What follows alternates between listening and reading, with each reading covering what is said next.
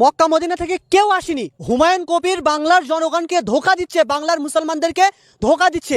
আমি প্রমাণ, আমার সে বন্ধু একজনের বাড়ি মুর্শিদাবাদে আর একজনের বাড়ি নন্দীগ্রামে। হ্যাঁ, একদম বিস্ফোরক। আমরা বলছি, আমরা যারা তার বন্ধু তারা জানি তাদেরকে ধোঁকা দিয়ে নিয়ে যাওয়া হয়েছে।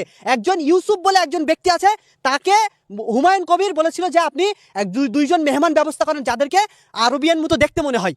আর সেই ইউসুফ, আমি এই ইউসুফকে ধমকি দিয়ে বলছি যে তুমি তাদেরকে যে এইভাবে ফাঁসিয়েছো, হুমায়ুন কবিরকেও ধমকি দিয়ে বলছি। আপনি যে বলছেন তাকে ফোন করে ডাইরেক্ট বলছেন যে আমি কিছু জানি না, আপনি কিছু জানেন না, মানে আপনি সব কিছু জানেন, তারপরেও আপনি ধোঁকা দিচ্ছেন। আমার কাছে প্রমাণ আছে, আমি প্রমাণ দিতে পারি। হ্যাঁ, আপনি কল দেখুন, ঠিক একটু শোনেন।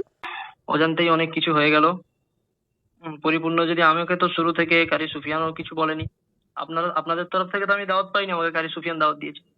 দিয়ে আমাকে এতটুকুই বলেছে যে একটা মসজিদের ভিত আছে, আমাকে এতটুকু বলেনি যে হুমায়ুন কবিরের মসজিদে। গেছি, জানতে পেরেছি, ভালো কথা। এত কিছু হলো, অজান্তেই এত নাটক হয়ে গেল। যাই হলো, এখন সমস্যা হলো সোশ্যাল মিডিয়ায় যা হচ্ছে তা তো আপনারা জানেনই। সমস্যা হলো আমার মাদ্রাসা থেকে আজকে মিটিং হয়েছিল, আমাকে মাদ্রাসা থেকে বার করে দিল। তাহলে বলুন, এই ছেলেটা জানে না তাকে অন্য জায়গায় দাওয়াত দেওয়ার নামে সেখানে নিয়ে গেছে, নিয়ে গিয়ে তাকে স্টেজে এইভাবে তুলেছে।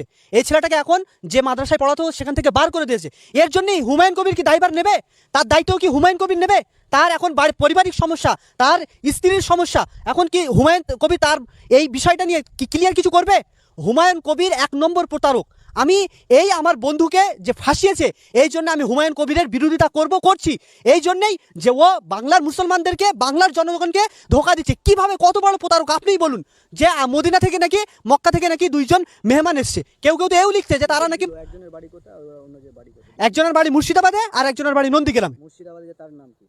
তার নাম সুবিয়ান আর এর নাম হচ্ছে আব্দুল্লাহ। এটা কিসের ভিত্তিতে বলছেন? কি প্রমাণ আছে? এই তো আমি আপনাকে, কোনো প্রমাণ নেই আমার কল লেখার প্রমাণ আমার কাছে, তার সাথে আমার পরিপূর্ণভাবে কথা হয়েছে একদম। এইটাই আব্দুল্লাহ। আপনারা যদি পিকচার ফটোটা দেখলে দেখতে পারবেন। অনেকে তো বলবে টিএমসির পয়সা খেয়ে আপনি এসব বলছেন। কেন টিএমসির পয়সা খেয়ে বলবে? তার মানে এরকম কোনো প্রশ্ন আসেই না। কারণ তাদেরকে যে নিয়ে যাওয়া হয়েছে, তাদেরকে অন্য জায়গায় একটা অন্য জলসায় নিয়ে যাওয়ার জন্যই তাদেরকে বলেছিল যে তোমরা কারি সাহেব সেখানে কেরাত পড়বে। যখন সেখান থেকে এই যে বললাম কারি ইউসুফ, এই ইউসুফ যখন তাদেরকে গাড়িতে তুলেছে তখন এই কথা বলেছে।